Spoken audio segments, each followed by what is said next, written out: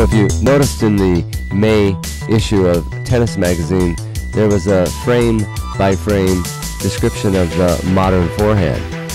I don't know what was so modern about it, as it looked like a throwback straight-arm forehand from the 90s. The straight-arm forehand was the foundation around the development of the KK65 tennis racket. Physicists have proven the straight-arm forehand creates better racket head speed. That same frame-by-frame forehand in the Tennis Magazine is identical to the KK65 video that was produced last October. What was missing in the Tennis Magazine was the frames after contact, which showed the racket extension. While we'll never find an identical match in strokes, I was able to think of somebody that had a straight-arm forehand that would compare to something like Nadal. Sergi Rivera, along with many players from the early 90s, used straight-arm forehands. This included women too, like Gabriella Sabatini.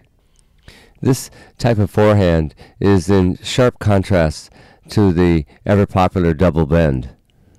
And there is a reason why the pros do this, and it's because of the leveraging you get from straightening your arm out at the contact point. Studies have shown that there's more racket head speed with less flexion in the elbow. Many sports straighten out their arms for more power, like boxing, football, hockey, golf, baseball, and even bicyclists straighten their legs to gain more power.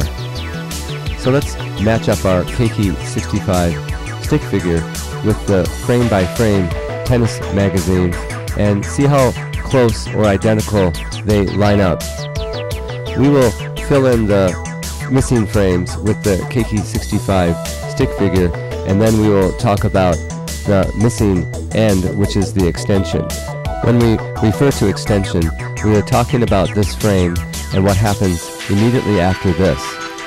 So here's the contact point, and the racket extends forward and out. So if we look at these pictures and follow the path of the racket, we can see how the extension goes forward and out, and then windshield wipers around the other side of the body. The tip of the racket extends out and towards the target. Depending on what your intentions are, the follow-through will vary by finishing across the shoulder, around the neck, or below the chest, as in a dip drive.